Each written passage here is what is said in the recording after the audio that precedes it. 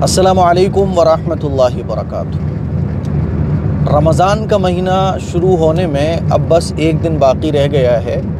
عام طور پر عرب کنٹریز جو ہیں جیسے کہ سعودی عرب ہے، وہاں ایک دن پہلے چاند ہو جاتا ہے۔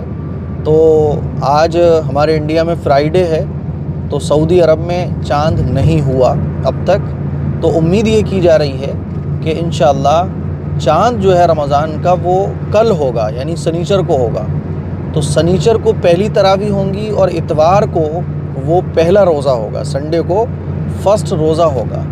جب چاند نظر آئے رمضان کا تو ایک دعا ہے وہ ہمیں پڑھنا چاہیے، چاند دیکھنے کا اہتمام کریں۔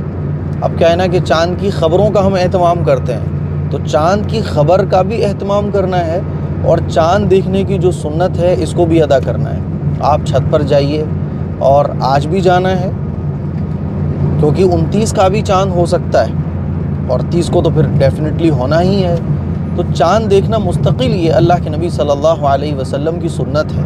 تو رمضان کا مہینہ شروع ہونے والا ہے، اس کا چاند دیکھنے کا آپ اہتمام کریں، اور جب چاند دیکھیں تو دعا پڑھیں۔ کون سی دعا؟ جو صحابہ اکرام پڑھا کرتے تھے۔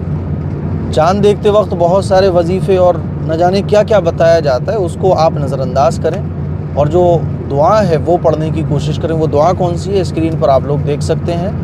اللہم احلہ علینا بالامن والایمان والسلامت والاسلام ربی وربک اللہ۔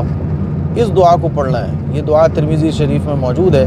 اس کا ترجمہ ہے، اے اللہ ہم کو آپ امن، ایمان، سلامتی اور اسلام کا چاند دکھائیے، یعنی یہ جو نئے مہینے کا چاند نظر آ رہا ہے، کہ اللہ تو امن، ایمان، سلامتی اور اسلام والا چاند اس کو بنا دیجئے۔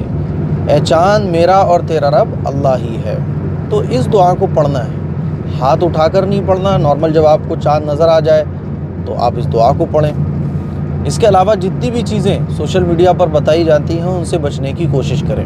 تو چاند دیکھنا ایک سنت ہے، اس سنت پر عمل کرنے کی ضرور کوشش کیجیے۔ چھت پر جائیے، چاند دیکھنے کی کوشش کریں، دکھ جائے تو بہت اچھی بات ہے، نہیں دکھے تو پھر آپ جیسے ہی خبر ملے کہ چاند ہو گیا تو اس دعا کو پڑھ لیجیے۔ آپ اس دعا کو دیکھ کر بھی پڑھ سکتے ہیں۔ دوسری بات، ارادہ مضبوط رکھیں، پکا ارادہ۔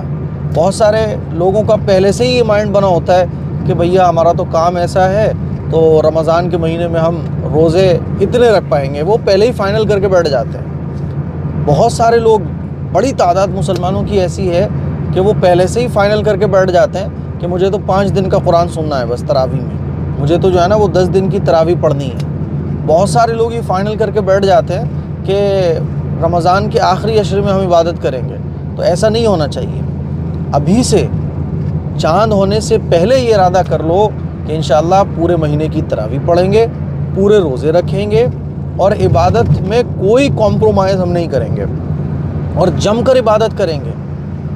انما الاعمال بالنیات، نیت، اعمال کا دار و مدار نیت پر ہوتا ہے، اور بعض دفعہ اللہ تعالیٰ جو ہے نا وہ اپنے بندے کی نیت پر آگے کے فیصلے فرماتا ہے۔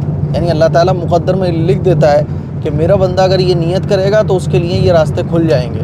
تو پہلے سے آپ عبادت میں کٹوتی کا، روزے چھوڑنے کا، تراویح 10 دن 15 دن پڑھنے کا مائنڈ نہ بناؤ، بلکہ آپ نیت یہ کرو کہ انشاءاللہ مجھے رمضان میں ایک ایک نفلی عبادت کو بھی جم کر کرنا ہے نا۔ ایک ہوتا ہے نفلی عبادت کرنا، جم کر کرنا ہے، خوب مجھے رمضان کا مہینہ وصولنا ہے۔ تو نیت آپ کی اچھی ہونا چاہیے، ہے نا۔ بہت بلند سوچ کے رکھو، رمضان کے مہینے میں تو بہت اونچی سوچ رکھو کہ مجھے سونا کم ہے اور مجھے جم کر اللہ کی عبادت کرنی ہے۔ یہ جو مہینہ ہے یہ اللہ کو راضی کرنے کا اور اپنے نام اعمال کو نیکیوں سے بھرنے کا مہینہ ہے۔ اسی لیے ارادہ کرو کہ انشاءاللہ ایک بھی روزہ نہیں چھوٹے گا، تراویح نہیں چھوٹیں گی، ہے نا، اور چاند دیکھنے کا اہتمام کیجیے۔ تو انشاءاللہ پہلا روزہ وہ سنڈے کا ہوگا، اور پہلی تراویح جو ہے وہ انشاءاللہ سیٹرڈے کو ہوگی۔ تو میں دہلی جا رہا تھا، سوچا کہ آج پورا دن نکل جائے گا تو ایک ضروری میسیج آپ لوگوں کو دے دوں۔ دہلی کیوں جانا ہو رہا ہے؟ والد صاحب ایک مریض کو دیکھنے جا رہے ہیں، مجھے بھی دہلی میں کچھ کام تھا تو میں بھی ساتھ ہو لیا۔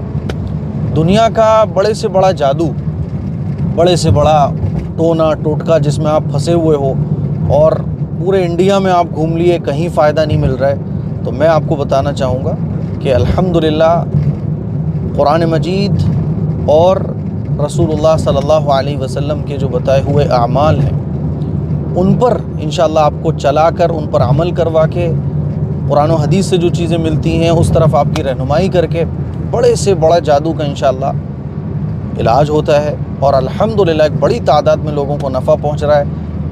کئی لوگ ایسے ملتے ہیں جو پورے انڈیا میں جگہ جگہ گھوم کر آ چکے ہوتے ہیں لیکن فائدہ ہی نہیں مل رہا ہوتا ہے۔